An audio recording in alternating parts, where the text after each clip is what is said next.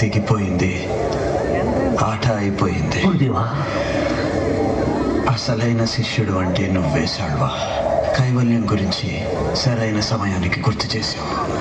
ఈ 9 తోట్ల జల్లెడిలో పోసిన ఆయుషావాలన్నీ జారిపోయాయి. నేనెందుకు పాపిష్టివాణ్ణి? మీరు నన్ను చదవమనగానే ఈ కీర్తిని ఎందుకు తీశాను? ఎందుకు చదివాను? వీలేదు స్వామి, మీరు మమ్మల్ని వదిలి వెళ్ళటానికి వీలేదు. ఎక్కడికి వెళ్తున్నాను సాల్వా? స్వామి సన్నిధానానికిగా. ఎందుకు పంపాడో ఆ పని పూర్తయిపోయింది. ఈ సంపదని శ్రీనివాసుని చరణార వింద సన్నిధిలో అప్పచెప్పాలి.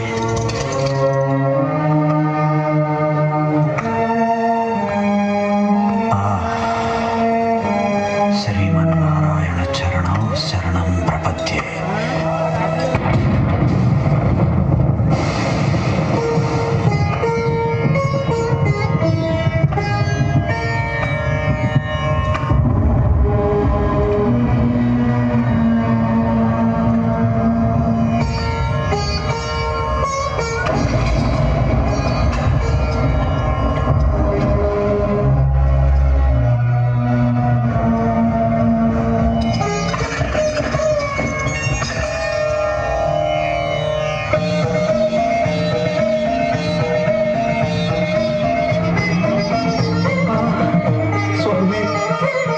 సాక్షాత్కారం కళ కాదు కదా, కల్పన కాదు కదా.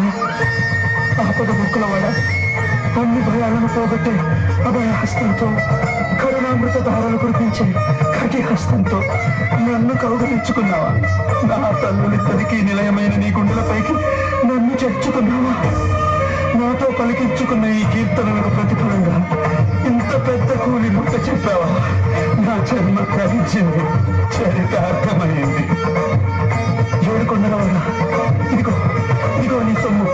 32,000 సంకీర్తనలు మీద ఈ చిరుకణికలు ఈ హృదయ భండారంలో భద్రంగా దాచుకో. నీ పాదాలకు చేసిన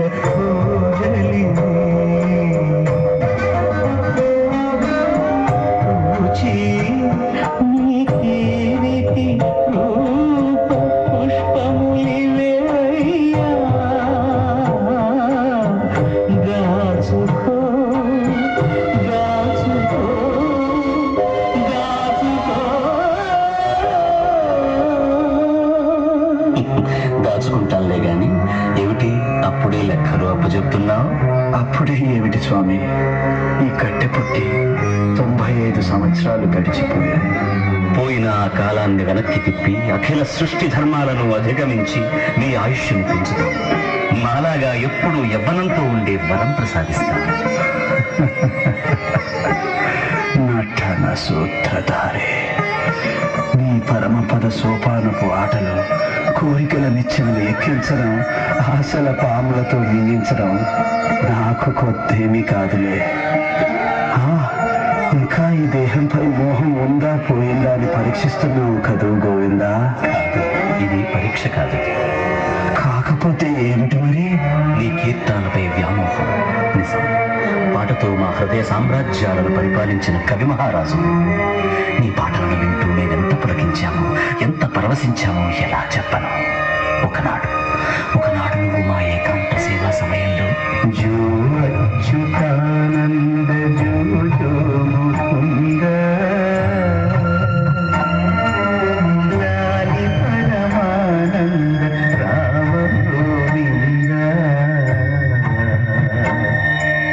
జో జో జో జో అంటూ లాలి పాడుతుంటే పసిబాలకున్నై వటపత్రంపై పవడించి సేద తీరానయ్యా.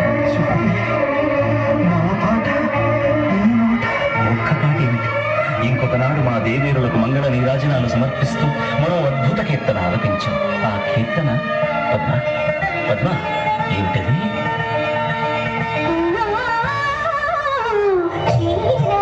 కన్యకకు శ్రీ మహాలక్ష్మికి నీరజాలయమున నీరాజనం నీరాజనం నీరాజనం. ఆ కీర్తనకి ఏమిచ్చి రుణం తీర్చుకోగలం?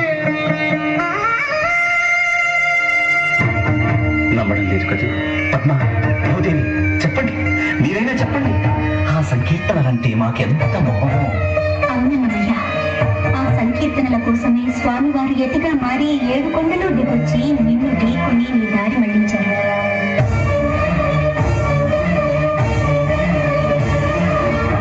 ఆ సంకీర్తనలకు వశులైతే స్వయంగా పురోహితులే నీ పెళ్లి జరిపించారు.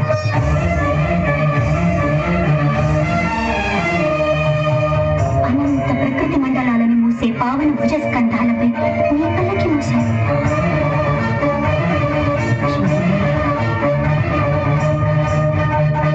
మీరు వెళ్ళిపోతే అలా మళ్ళీ ఎవరు పడతారు? ఎవరు మమ్మల్ని ఆడిస్తారయ్యా? ఆహా, నా పాటలు లోకాలను ఆడించే మిమ్మల్ని ఆడించాయా? వాటిని మీరు గుర్తుంచుకొని మళ్ళీ పాడి వినిపించేంతగా ఆడించాయా?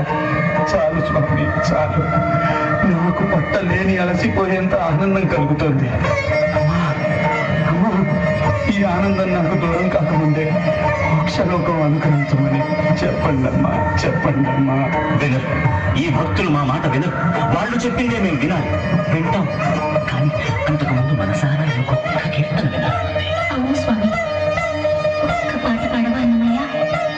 అమ్మా, అమ్మా, ఎంత దయ చూపిస్తున్నారమ్మా. ఈ జన్మకు ఇంతకన్నా ఇంకేం కావాలమ్మా? మీరు ప్రత్యక్షం కావడం, ప్రశంసించడం, పాడమని శాసించడం, ఇదిగాక సౌభాగ్యం, ఇదిగాక తపము, మరి ఇదిగాక వైభవం ఇంకొకటి కలదా? పాడుతాను తల్లి, తప్పకుండా పాడుతాను. అంతర్యామి అలసితి సొలసితి ఇంతటనీ శరణిదే చొచ్చితివి. అంతర్యామి అలసితి సొలసితి.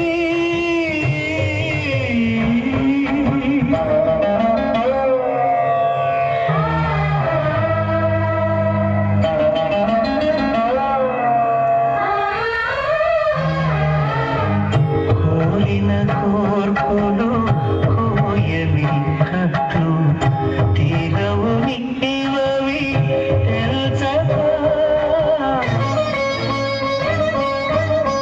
కోరిన కోర్పులు కోయవి కట్లు తీరవు నివవి తెలుసగా.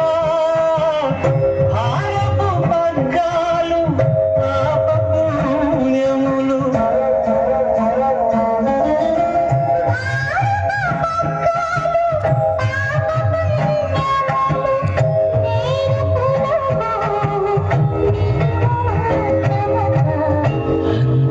అంతర్యామి అలసితి సొలసితి ఇంతటనీ శరణిదే చొచ్చితివి. అంతర్యామి.